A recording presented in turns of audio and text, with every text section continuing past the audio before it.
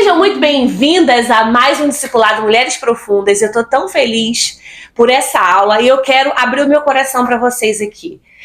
Você que está nesse ponto, assistiu todas as aulas, mesmo com as suas demandas, mesmo com as suas dificuldades, você tem permanecido. Eu quero dizer para você que você está trilhando um caminho em direção a uma vida constante. Uma vida constante, ela não se limita apenas àquilo que eu me proponho a começar, mas àquilo que eu determino dentro de mim que eu vou continuar fazendo, apesar de. E às vezes nós colocamos as desculpas, as dificuldades, as lutas para justificar a gente decidir parar aquilo que a gente decidiu fazer.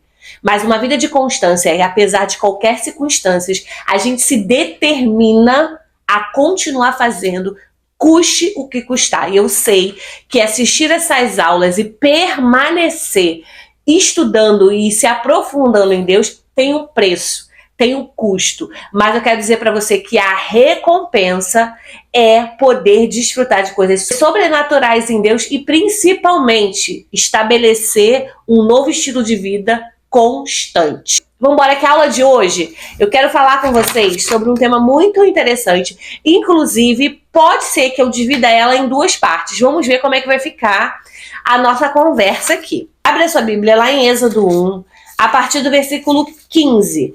Êxodo 1 vai começar a falar do processo de libertação do povo que foi descendente de Abraão, povo de Deus.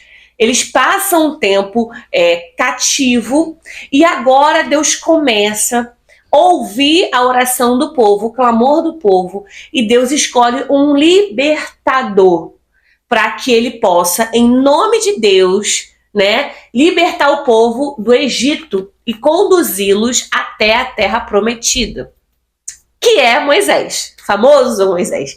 E se você não sabe, Moisés é um tipo de Cristo. Então, Moisés, ele é a tipificação, a gente utiliza isso. O que é isso? É um homem que representa Cristo no Antigo Testamento. Só que o interessante aqui é um parêntese, vai perceber que Deus vai mostrar para o povo ao longo de toda a Bíblia que homens foram levantados para trazer liberdade para o povo, mas eles não foram capazes. Somente Cristo foi capaz de trazer uma liberdade plena para nós. Então, Moisés, ele é um tipo de Cristo que aponta para Cristo. Toda a Bíblia aponta para Cristo. Então, quando a gente lê essa libertação do povo do Egito e Moisés sendo levantado, a gente vê Cristo através disso. Entende que a gente consegue ver Deus em todas as coisas? Por isso que eu amo esse Deus. Vamos embora. Agora, aqui nesse ponto, a gente vai perceber que todas as vezes que Deus vai fazer algo extraordinário que tem a ver com a liberdade que Deus quer trazer para aquele tempo, o inferno também sempre vai levantar estratégias para destruir aquilo que Deus está planejando fazer. Eu quero ler com vocês o versículo 11. Vai dizer assim: E os egípcios puseram sobre eles maiorais de tributos para os afligirem com suas cargas, e edificaram a Faraó cidades de tesouros, Pitom e Ramassés.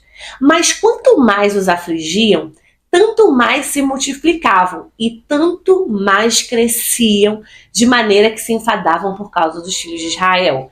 E os egípcios faziam servir os filhos de Israel com dureza. Assim lhe fizeram amargar a vida com dura servidão, em barro e em tijolo, e com duro e todo o trabalho do campo, e com todo o seu serviço em que os serviam com dureza.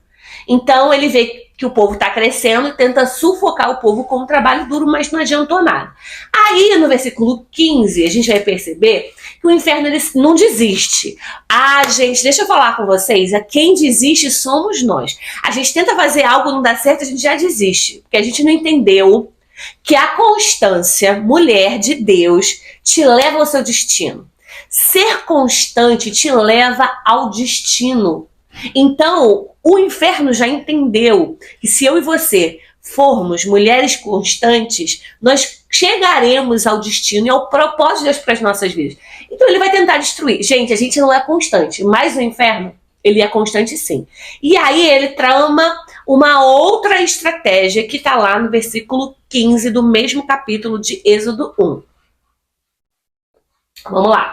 Vai dizer assim: E o rei do Egito falou às parteiras das hebreias, das quais o nome de uma era Sifrá e o nome da outra era Puá. E disse: quando ajudares no parto as hebreias e as virdes sobre os assentos, se for filho, matai-o, mas se for filha, então viva. As parteiras, porém, temeram a Deus e não fizeram como o rei do Egito lhe dissera, antes conservava os meninos com vida. Então o rei do Egito chamou as parteiras e disse-lhes: por que fizeste isso? Por que guardaste os meninos com vida? E as parteiras disseram ao faraó: é que as mulheres hebreias não são como as egípcias, pois são vivas e têm dado à luz os filhos antes que as parteiras venham a elas. Portanto, Deus se fez com as parteiras e o povo se aumentou e se fortaleceu muito. E aconteceu como as parteiras temeram a Deus, estabeleceu-lhe casas. Então, ordenou o faraó a todo o seu povo, dizendo: a todos os filhos que nasceram lançareis no rio, mas a todas as filhas guardareis com vida. Então a gente vai perceber que existe um decreto de destruição, de matar os meninos caso nascessem desse sexo. E aí o que eu quero trazer para nossa reflexão é o posicionamento dessas parteiras, posicionamento dessas mulheres. E eu acredito de verdade que Deus está levantando uma geração de mulheres como Sifrá e Puá. Uma geração de Sifrás e Puás estão sendo levantadas nesse tempo de caos, aonde o inferno tem se levantado para destruir as famílias, destruir a nossa identidade, matar o propósito que nós carregamos. O inferno entendeu que aquele povo tinha algo para cumprir. O inferno entendeu que precisava matar antes que houvesse a manifestação de um propósito muito maior para aquele povo. Então essas mulheres, elas entram em cena com um papel muito importante nesse contexto. Elas recebem uma missão de exterminar qualquer possibilidade que aquele povo vivesse um propósito de Deus.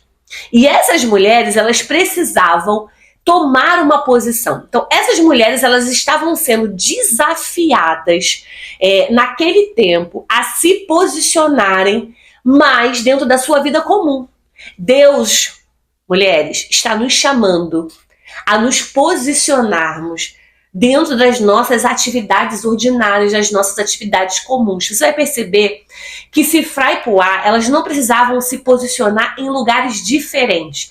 Às vezes a gente acha que vamos precisar nos posicionar num outro lugar onde nós não nos encontramos hoje. Mas eu quero dizer, nesse tempo, as mulheres que serão as Sifrás e as Puás desse tempo estão sendo desafiadas a se posicionarem aonde elas estão inseridas hoje, dentro do seu lar, no seu trabalho, dentro do ônibus, na sua igreja, dentro do seu meio de amizade, sua vizinhança, aonde você está inserida, Deus está te chamando para se posicionar. Deus não quer te colocar em ocupações para que nessas ocupações você se posicione. Não. Deus quer que você se posicione na ocupação que você tem hoje. Sifrá e Puá não transicionaram de ambientes para se posicionarem, não. Elas se posicionaram no lugar que elas estavam. Sifrás e Puás, eu e você estamos sendo desafiadas nesse tempo a nos posicionarmos na ocupação que exercemos hoje, como mãe, como esposa, como tia, como vó, como uma pastora, como uma serva de Deus, como uma vizinha, como uma médica, como uma enfermeira, como uma faxineira, como uma dulá, como uma cozinheira, como uma advogada, não sei. Deus, nesse tempo, vai nos colocar em circunstâncias que precisaremos tomar uma posição dentro das ocupações que nós já estamos inseridas. Isso que aconteceu com essas mulheres. E esse posicionamento vai requerer de nós, assim como essas mulheres, elas precisaram se manter firmes nas suas condutas e nos seus princípios. A grande verdade, mulheres, para que a gente não mate a próxima geração, está nas nossas mãos o poder de nos manter firmes nos nossos princípios, nos nossos valores. Nós não podemos abrir mão de princípios e de valores cristãos, valores bíblicos, valores morais. É um tempo que não tem como a gente negociar com o inferno. É um tempo que a gente precisa se posicionar dentro das nossas casas e sermos firmes com os valores cristãos, com os valores bíblicos, sem negociação. Então, eu acredito que ser levantada como essas mulheres foram, não é um tipo de posicionamento fácil e confortável. Pelo contrário, o nosso posicionamento vai ser muito difícil. A gente vai ter que ir contra um sistema, contra um decreto, contra uma ordem global. Mas nós vamos decidir, como mulheres, preservar uma conduta íntegra e que seja coerente com aqueles que temem ao Senhor. Escolhas difíceis teremos que fazer, mas eu quero dizer para você, mulheres, se eu e você nos posicionarmos como cifrais e puais dessa geração, com toda certeza, nós seremos instrumentos de Deus para esse tempo e para essa geração. Seremos nós que tocaremos em vidas que darão continuidade a um propósito muito maior. Você será uma mulher que vai caminhar contra um sistema, mas você também vai ser uma mulher que vai decidir no seu coração fazer a vontade de Deus acima de qualquer coisa. Deus vai te capacitar a vencer o medo, vai te capacitar a não ser coagida, a não ser pressionada, mas você vai ser uma mulher que vai se manter firme no centro da vontade de Deus, preservando aquilo que Deus deseja que a gente se posicione como mulheres de Deus nesse tempo. Você vai ser uma mulher que vai ser governada por Deus nesse tempo.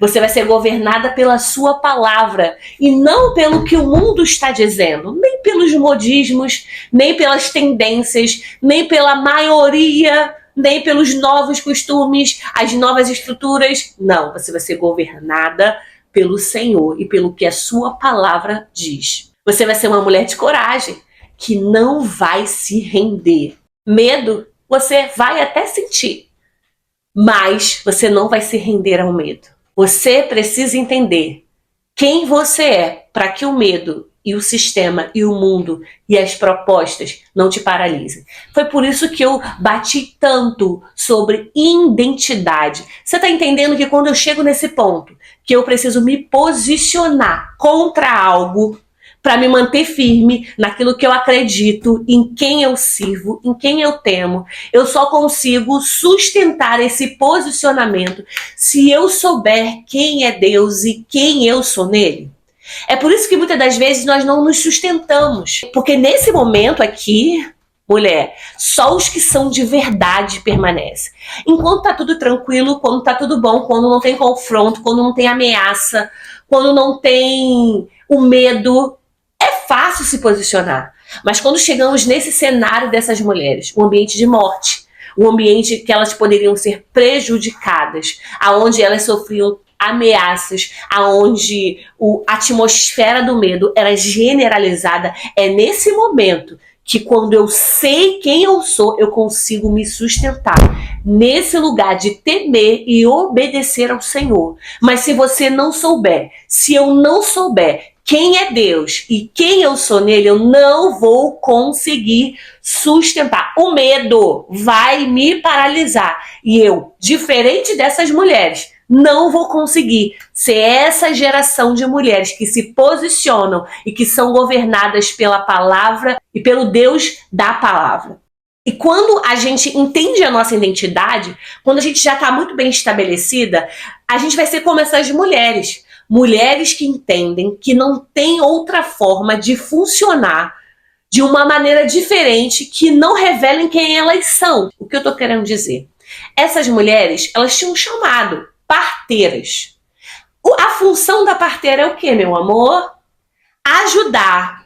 Eu vou até ler, tá? Para não falar besteira. Parteiras. Ela dá assistência ao parto, ela ajuda a mulher a dar à luz, quer dizer, a gerar, a conceber, a parir. O que é dar luz? Da vida. Então, uma mulher que ela auxilia outras mulheres a trazer uma vida, a dar à luz. Então, essas mulheres tinham esse chamado.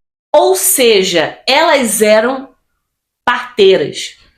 E o que elas faziam eram isso. Elas tinham entendimento para o que elas foram chamadas. E por mais que houvessem pressões externas tentando fazer com que elas deixassem de ser e de executar o seu propósito essencial e original, elas não conseguiam mudar a forma de funcionar. Deixa eu tentar esmiuçar. Na verdade, ao invés de geradoras de vida, queriam transformar elas em instrumentos de morte. Mas quando eu sei quem eu sou, eu não consigo deturpar o meu propósito. Por que nós saímos do propósito? Porque eu não sei quem eu sou. Então, o que dizem para mim ser e o que dizem para mim fazer, eu vou fazer. Mas quando eu entendo quem eu sou, eu não consigo deixar de funcionar na minha essência. Por exemplo, eu falei muito sobre isso, não tem como. Na verdade, eu não falei aqui, eu falei num dos devocionais, né? Não tem como eu dar aquilo que eu não tenho. Então, se eu recebo ofensa e eu respondo com ofensa, é por causa do outro? Sim, possa ser que a motivação seja o outro, mas eu não tenho como dar aquilo que eu não tenho. Aqui na mesa, eu só tenho água. Aí você vai me pedir assim: me dá uma Coca-Cola? Infelizmente, eu não vou poder te oferecer uma Coca-Cola porque eu não tenho. Então, o que eu posso te oferecer? Água, que é a única coisa que eu tenho. Quando eu sei quem eu sou, não tem como eu funcionar, não tem como eu operar de uma forma diferente do que eu fui programada para ser e do que eu carrego. Então, se as pessoas querem que eu haja com ódio, com raiva, com inveja, eu só vou agir dessa forma se eu carregar isso dentro de mim. Porém, quando eu sei quem eu sou e a minha identidade é restaurada, é restabelecida, eu só consigo servir com aquilo que eu tenho.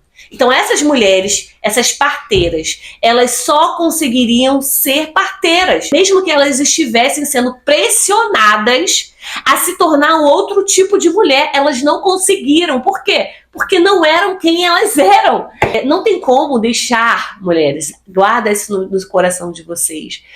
A gente não pode permitir que as pessoas deformem a nossa identidade. A gente não pode deixar que as circunstâncias, as dores, as perdas, as traições nos transforme, nos deforme, sabe? Pelo contrário, Deus nos chamou para que, como mulheres, como cifrais e puais dessa geração, nós sejamos mulheres para gerar estratégias em meio ao caos para que vidas permaneçam vivas. Então essas mulheres estavam sendo convocadas para gerar morte, destruição em lares, mas elas receberam uma estratégia que, ao contrário daquilo que lhes estavam sendo proposto, elas fossem um instrumento para gerar uma estratégia para que meninos permanecessem vivos.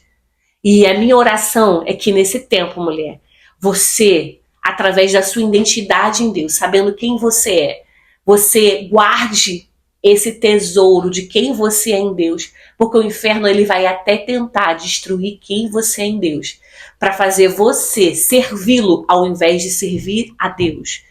Tentar usar a sua vida para ser um instrumento de morte, quando Deus te chama para ser um instrumento de vida. E eu quero dizer para você, o que as suas mãos têm tocado tem trago vida ou tem trago destruição? As palavras que você libera no meio da sua casa, as palavras que você libera para o seu marido, para os seus filhos, no seu ambiente familiar, têm trago vida ou morte? Você tem aceito as propostas do inferno para a tua vida, tentando destruir quem você é em Deus, ou você tem assumido a sua identidade? E você tem entendido que não tem como você funcionar de uma outra forma que não seja a forma que Deus te chamou para ser. É essa geração de cifrais e puais que Deus está levantando nesse tempo. Uma mulher que não vai negociar com o pecado, que não vai negociar com os meios. Né? Ou a gente, muito recente, hoje eu estou gravando numa semana que as eleições passaram, mas provavelmente vocês vão assistir um pouco mais à frente, o que vimos de pessoas negociando com o sistema do mundo, quebrando princípios bíblicos para benefício próprio, ou por medo, ou por pressão. As cifrais e puais desse tempo não negociam com o inferno, não vendem sua fé, não negociam valores e princípios e condutas, mas caminham segundo a palavra de Deus. É isso que Deus tem nos chamado, é esse tipo de posicionamento. Até numa votação eleitoral. Como é que você tem se posicionado? Você está se rendendo ao sistema ou você está seguindo uma vida de escolha segundo as condutas e princípios que agradam ao Senhor? Essa é a vida prática, meu amor. Sim, quando você tem uma proposta de botar um gatão aí na sua casa, um gatão, uau! E aí você diz, não, eu vou me manter firme, eu vou me posicionar contra o sistema onde todo mundo faz, mas que isso não condiz com uma conduta em princípios bíblicos. Quem é você? Você vai se render à proposta do inferno para a sua vida e vai quebrar todos os princípios bíblicos, os valores, aquilo que Deus nos dá, que Deus nos chama para ser? Ou você vai se posicionar contra e vai manter uma conduta custe o que custar? Se você continuar posicionada no lugar e funcionando dentro daquilo que Deus te chama, eu posso dizer para você que você vai ser diferente nessa geração. Nós vamos ser uma geração de mulheres diferenciadas. Mulheres que serão geradoras de vida através das nossas mãos. Vai haver liberdade para esse mundo em caos. E mesmo que possa parecer que não tem jeito, mulher, Deus quer te usar, mas Deus só vai usar mulheres que se posicionam contra um sistema e mantêm firmes nas condutas e nos princípios bíblicos. O chamado de hoje, mulher, seja uma mulher íntegra, uma mulher de caráter, uma mulher que caminha de acordo com os princípios bíblicos e que não negocia a sua identidade. É sobre isso. Parte 2 na próxima aula, porque vai ficar muita coisa. Rumina isso, sabe? Gera isso no teu coração e se você quer se tornar uma mulher como essas duas mulheres, é tempo de se posicionar. E eu tenho certeza que Deus está levantando essa geração. Na próxima aula a gente continua esse bate-papo. Fiquem com Deus. Um beijo. Tchau, tchau.